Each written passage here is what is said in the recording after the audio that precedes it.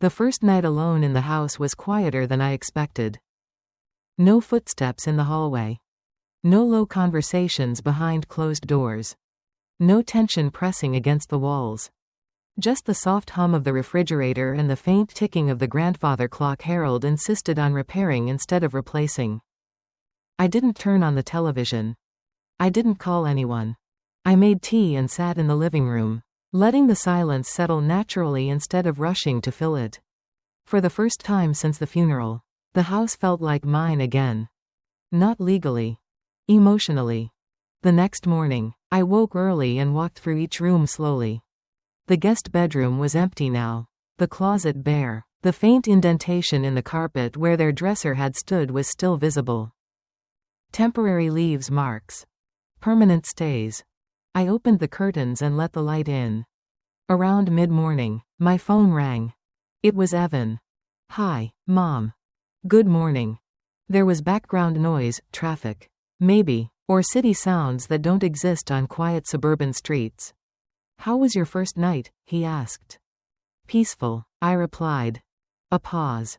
"Claire's adjusting," he said carefully. "I'm sure she is." He hesitated. "She thinks you won." I almost smiled. "This was never a competition," I said. "It felt like one to her." "That's because she thought something was being taken." "And it wasn't?"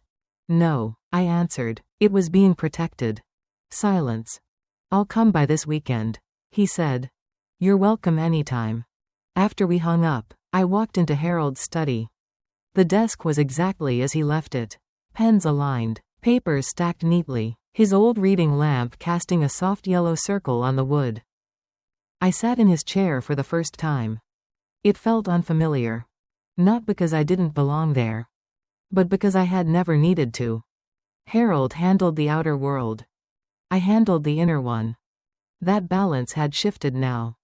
And I was adjusting to it. I opened the trust folder again, not out of fear, but out of habit. Preparation doesn't end once the threat passes. It becomes structure. I reviewed the clauses carefully, making notes in the margins. Then I called Mr. Landry. "I'd like to add something," I said. "An amendment?" he asked. "Yes." "Of what nature?" "I want to clarify visitation rights and usage permissions. I want everything clean, clear, written." He paused. "That's wise," he said. "It's peaceful," I replied. "Because clarity prevents resentment from growing in silence." That afternoon, I drove to the hardware store. Not because anything was broken. Because I wanted to repaint the hallway where Evan's height had been marked. Not to erase it. To preserve it properly. I bought a small frame instead. That evening, I carefully traced the faint pencil lines onto archival paper. Age 6. Age 10. Age 14. I framed it and hung it in the hallway where the marks had once been. Some things evolve. They don't disappear. Friday afternoon, Evan stopped by unexpectedly. He walked in slowly, looking around as if seeing the house differently now.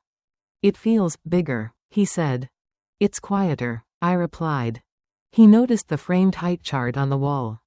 "You kept it." "I preserved it," I corrected gently. He stood in front of it for a long moment. "I didn't realize how much history was in these walls," he said. "You were busy building your own," I replied. He nodded. "I don't want distance," he said quietly. "Distance happens when communication stops," I answered, "not when boundaries are set." He looked at me carefully. "Are we okay?" "We're adjusting," I said. He exhaled slowly, as if that was enough. Before leaving, he paused at the front door. "Claire wants to apologize," he said. "That's her decision," I replied. "She thinks you won't accept it." "I don't need an apology to move forward," I said calmly. "I need consistency." He nodded. After he left, I stood in the doorway for a moment longer. The driveway was empty again. But the emptiness no longer felt threatening. It felt earned. That night, I sat in the living room with the lights low and allowed myself to feel something I hadn't allowed since Harold passed. Not grief. Not anger. Pride. Not loud pride. Quiet pride. Because I had not shouted. I had not begged. I had not retaliated. I had stood still. And sometimes, standing still is the strongest move a person can make. The house was never about ownership. It was about dignity. And dignity, once reinforced, doesn't shake easily. I turned off the lamp and walked upstairs. For the first time in weeks, I slept without listening for footsteps in the hallway. Because there were none. And I was still home.